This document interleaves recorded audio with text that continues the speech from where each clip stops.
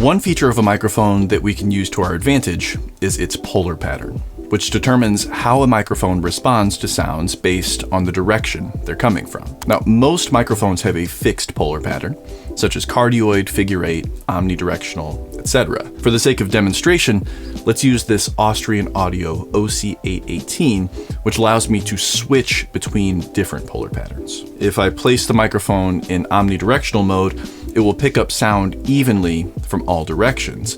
But if I switch the mic to cardioid, now it will reject sound from the rear and it will pick up sound best from the front.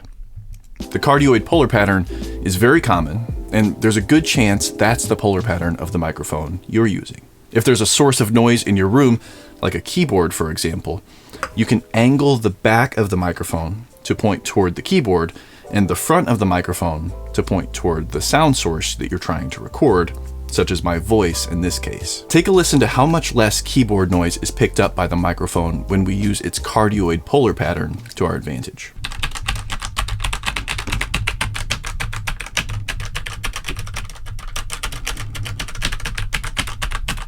Here's the keyboard only slightly off axis, and here's placing the mic so the keyboard is entirely off axis.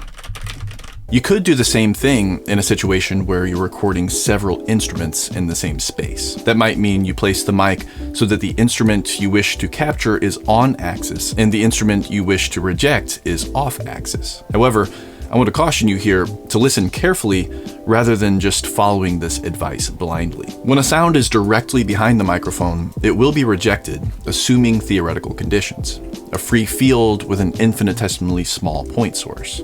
But reality isn't always so simple. For one, you'll still be picking up indirect reflected sound off of walls, floors, and ceilings. And also, if the other instrument is somewhat off-axis, there will be off-axis coloration, which means the frequency response and phase response will be impacted. What I'm trying to say is that maximum isolation isn't always the best answer.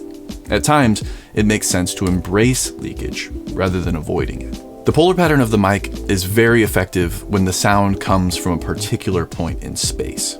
However, it won't do much when you're dealing with a more diffuse type of room noise that seems to pervade the entire room. In these cases, the noise will effectively be coming from all different directions. And here, you can experiment with microphone distance. As you already know, sounds get quieter the further you are from the source. This principle can be used to our advantage while recording. In situations where the noise comes from a particular point in space, increasing the distance between the noise source and the microphone will decrease the amount of noise that reaches the mic. Again, listen, it could be better to keep instruments closer together, even if there's more leakage, or it could be better to put some distance between them. When the noise is more diffuse, the amount of noise that reaches the microphone will remain somewhat constant no matter where in the room you place the mic. But you can experiment with the distance between the instrument and the microphone. Let's say you're recording your voice. The room noise will be the level it's going to be at the microphone, but moving the mic closer to the voice will increase the amount of voice relative to the amount of noise. I like to think of this as similar to a signal to noise ratio. The closer the source of the signal is to the mic, the louder it will be in relation to the noise. And that will mean less preamp gain is required, allowing you to reduce the preamp gain level and effectively reduce the noise in the recording relative to the signal.